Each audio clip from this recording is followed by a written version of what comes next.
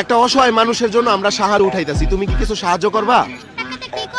টাকা দিয়ে একটা অসহায় মানুষরে দিব। এই যে আমি টাকা উঠাইছি, তুমি যদি কিছু দাও আমি দিব। দিবা? দাও তাহলে কি দিবা? দাও। আছে তোমার কাছে টাকা আছে? দাও দাও দাও।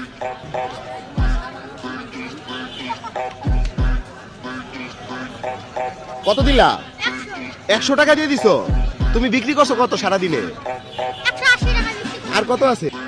আর কত আছে এখানে? 80 টাকা।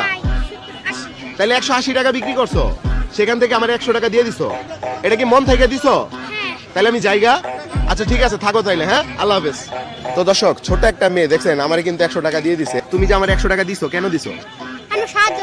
মানে সাহায্য করছো তুমি মানুষকে। তা তুমি তো গরিব মানুষ, ফুল বিক্রি করো, তাহলে তুমি 100 টাকা কেন দিলা? না দিলেও তো পারতা।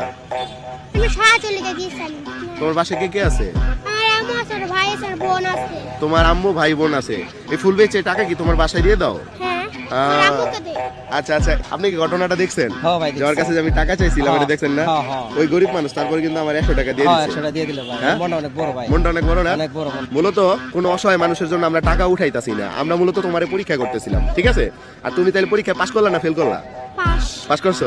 আচ্ছা, আমরা যেটা নিয়ত করছিলাম যে কেউ যদি আমি কারো কাছে সাহায্য চাইবো, সে যদি সাহায্য করে, সে যেই টাকা সাহায্য করবে আমরা তাকে তার 10 গুণ উপহার দিব।